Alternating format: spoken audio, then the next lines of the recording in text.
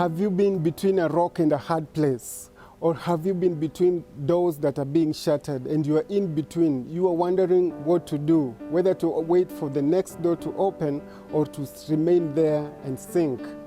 Well now, today we are having the exceptional Walawi, who has been through it all and is going to take us through the journey of branding, debranding and rebranding, because he came, he saw and conquered. Welcome.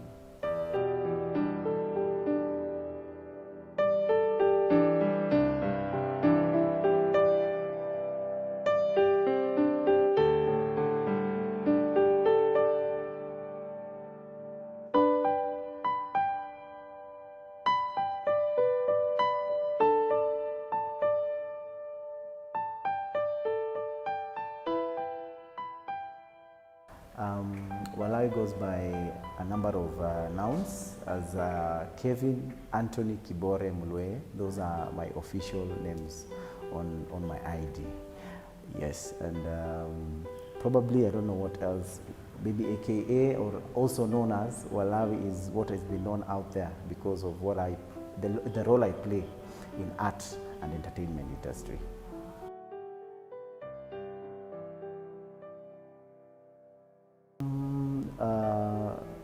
Walawi, or rather Kevo, as most people know me, nilizaliwa LD, mtaa inaitwa West, ama Wenga, as you can put it. Yeah? So Wenga ndo penye nilizaliwa, siku hizi mnaita West Soko and all that, and that's where I was born and raised. And I went to school also just there. St. Mary's Primary Schools, Union Primary School, Kapsoya Primary School, Testimony Primary School. I think I traversed through all the zones.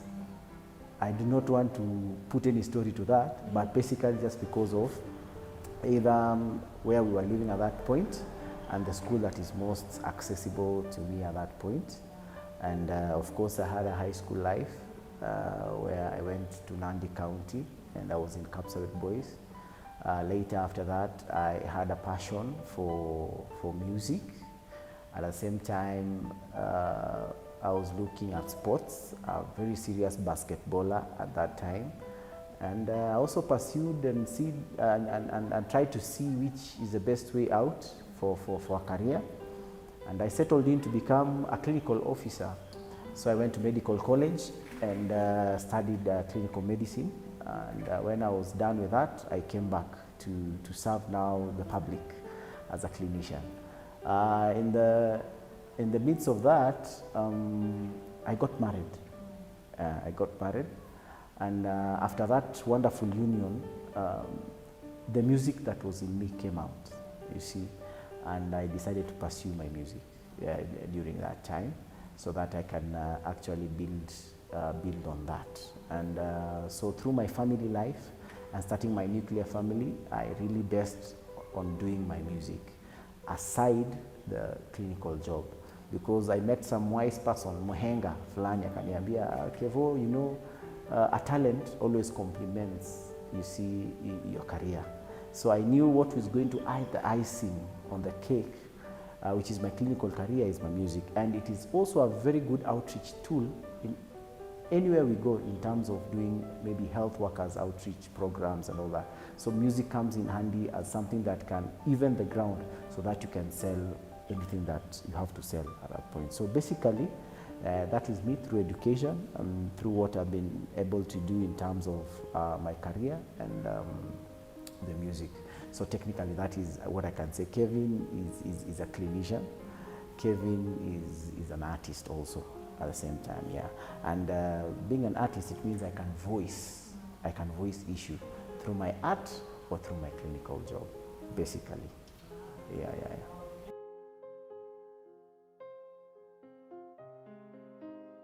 At the moment, I've concentrated on my clinical work, and after going through the kind of low income surrounding that we were raised in from days back, I came to discover that on issues of primary health care, I think there's no one who has a burden to make sure the community just gets the basics in health service. So I sat down and just came up with an idea of having a small community clinic that can reach out to the community and give basic health service. So that is what I'm working on, and the community service is called the Walawi Health Center, which offers outpatient services for common conditions, those ladies who want family planning services, and child welfare clinic, talk of cancer screening, talk of HIV counseling and testing, and also therapy. We are doing it there, and we are really out to just make the community a better place in terms of health. Yeah.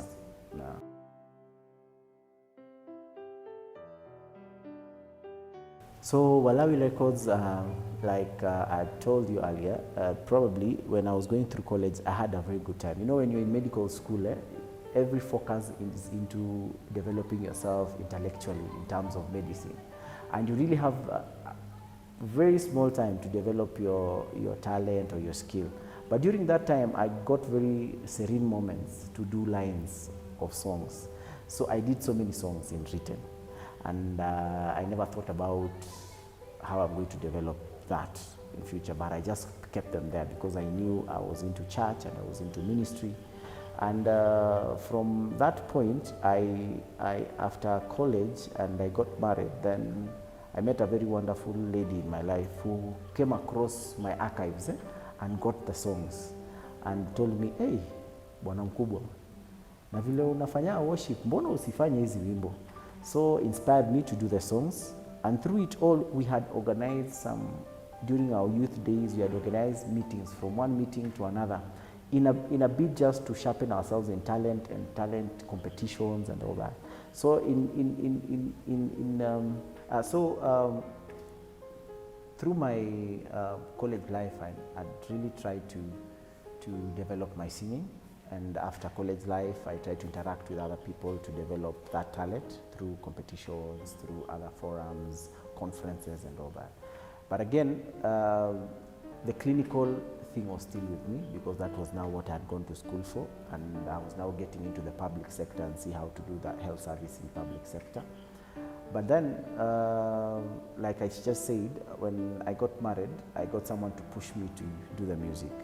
Now, going around Eldoret and try to find a very good producer who can do for us some very nice gospel music was indeed a challenge. But we tried to move from one place to another to do, and we got a hold of a producer then, and we did our first album, Makerubi. And my first background vocalist was my wife, and was giving me the backup all through the songs. And after that album, whatever we went through from recording until launching gave me a very like eye-opener, a very good eye-opener.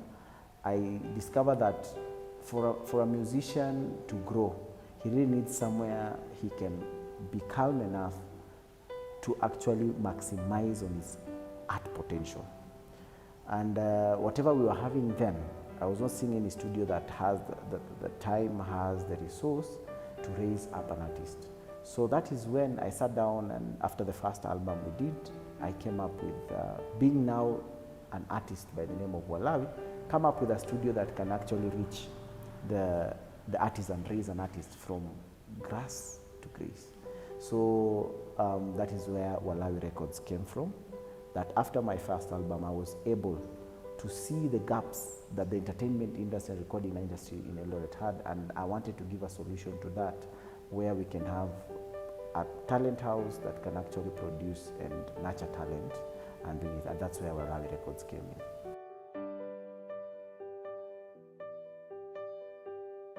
Okay, Walawi Records on a very, let's say, a general scope, we were able to do two main projects. Our first big project that was partly funded by Walawi Records and the artists who were involved was called NZ Project. NZ Project was a project aimed at making sure money is not the constraint for producing better works in art. And for these musicians who are down there and are talented and they do not have access to affordable production services, we can actually give to them. So we went out and we looked for talent. We found Wasingishu County has, let me say, the best musical artists that we can find. We got about 30 of them, and we did an album where each artist was contributing a song in the album, and we did an album that had 30 songs just from artists from Wasingishu County. And after the NZ project, which was, like I said, funded by the artists together with the studio, we were able to make sure those works of arts are on these marketing platforms, either online or broadcast media, and even get some of the artists to do print media interviews so that they can get their work out there. After doing NZ project, we were also able to come up with an award just to make sure our talent is appreciated, our talent is marketed out there so that the globe can know actually what we are here, and also to make sure that this becomes an industry that can employ these young people who are facing unemployment. They can really bank on their talent. So we wanted to make an event that can motivate them to do better than what they had projected. So we came up with Kichaka Awards. Kichaka Awards was also a project that was like sponsored by Walawi Records together with other partners, event organizers and corporates that came in to make sure that Kichaka Awards was something or a platform that would actually help the musician from the grassroots. And that is why we use the name Kichaka. We are not from a place where anyone would readily want to avail that content. And those are the two main projects we have done as Walawi Records. Yeah, basically. I would say majorly one goal, and I would really bank on that, seeing the life of a young man, a young artist transform. One who never thought they would do anything in terms of their art and talent and making that an employment or even a full-time employment. That is one thing that Walawi Record had planned, and that is one thing that we can really boast of, that at least we made a good number of young people believe in themselves and actually actualize their talent in music. Yeah.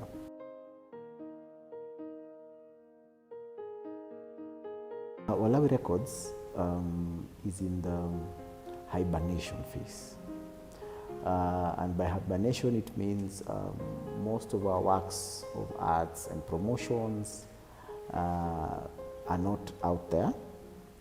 But in the background, there are things that we are really working on, because the company made some economical recession after we did a number of projects, and we wanted now to go into expounding our services, but we never met. We had a major financial crisis, and after that we had to go back to the drawing board and see how well we can come back together. So we went back to the table to regroup, and also to see in which way, best way, can we come out again, because of course talent is not something you can wish away, and so we knew that we have to have a comeback in this, and basically that's where we are right now, hibernation phase, and we have something in our hand which we know will take us to the next level. Yeah.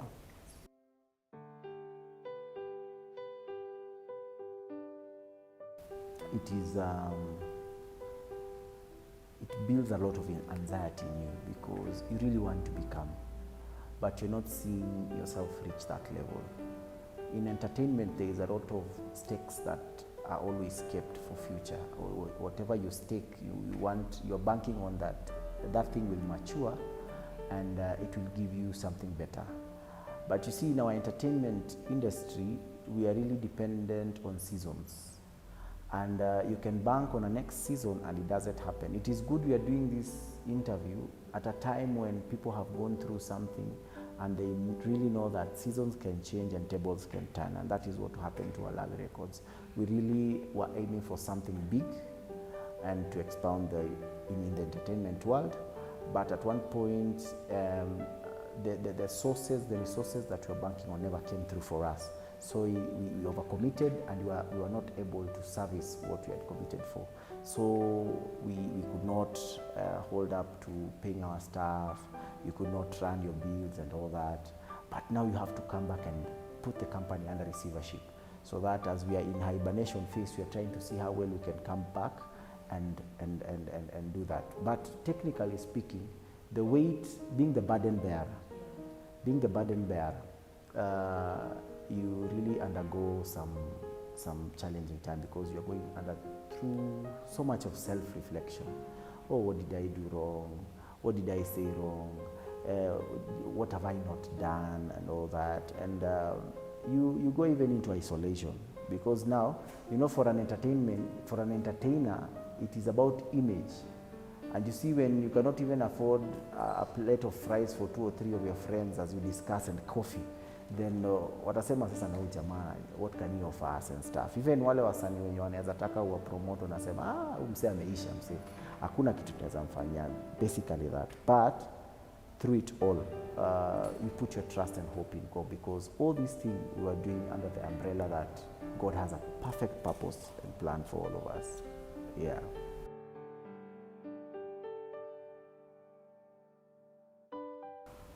One thing that I'm glad about, I never thought about committing suicide. I never thought about that, because at that point, I remember at one point I went to Nairobi during that period, and I found myself in Uhuru Park, seated on the grass.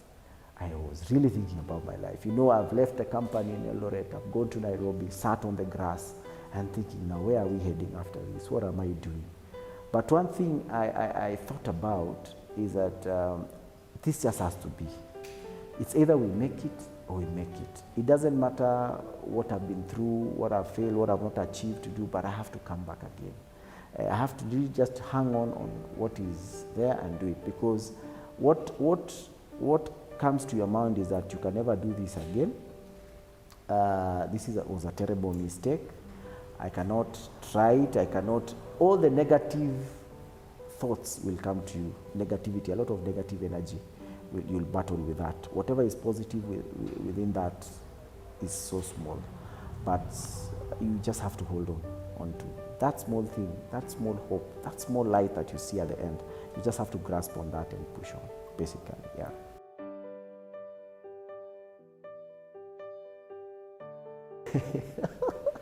And you just reminded me something. You know, during those times when things are not working out for you, for me, I really cried. Kulia kabisa nililia. Nililia bana. Ningekaa hivi peke yangu bana nalia. So when I found myself crying, at one time I cried and I felt very happy at the same time. So I really encouraged myself to cry. So nikasema kumbe kulia itanisaidia. So nilikuwa ninakaa mahali ninalia. Napanguza machozi na nasema, oh, now this is a fresh page. Now I think I will now move on. So anytime that I feel like I cannot move on, I used to look for a place, sit down and cry. Yeah, basically that.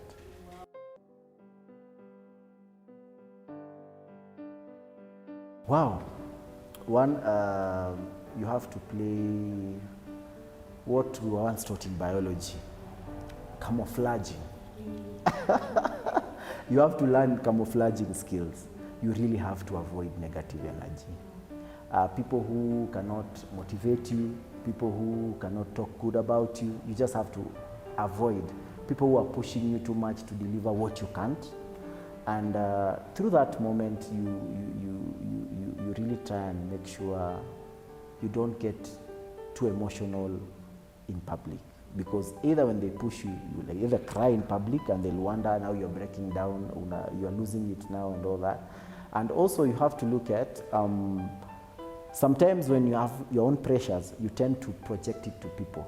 So either you get angry ovyo and you want to mishandle everyone because you're going through much. So my peace moment during those times was just to find time where I'm not around the people I'm used to.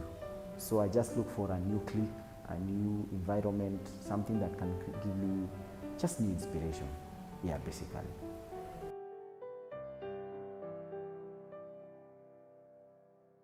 Yeah, but of course, I think that is what some friends are for. And some enemies, in fact, that is their moment, you see, and they will go like, oh, tuliambia bana huyu jamaa atamake, tuliambia huyu jamaa hapana bana, huyu ameshindwa, hakuna kitu anaweza and stuff like that. But I think hizo zote ziko na role kwa hii life. In fact, kama uwezi pata place una pashwa kidogo, unatolewa rangi, then you will not grow. Then I think I got strength in that, because some of what they were mentioning most likely were some of the weaknesses that led to the fail and the hibernation of the company. But I took some of them, and even the ridicule, noted them down, and on the process of working on them and working on critics, what they are saying and all that, basically. Yeah, but personally, I don't put too much ear on negative energy. I would take note of that, but I would not dwell on it. I would really be like, let me stick on the positives. Yeah.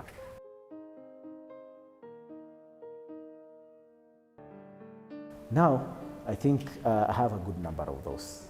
I think after interacting with a number of people, and especially the young people, and when you've lifted people once, I think there comes a time in life when they also rub your back. And there are those who came out checking out on me, seeing what I'm doing, seeing how they can help me come back on my feet and how they can chip in. Apparently even until now, there are guys who still send me texts. Wanamka tu asubuhi wananitumia scripture, unaelewa a prayer, you see how are you holding up and stuff. And they have been in fact, they are a major part or a backbone of my support system. Yeah.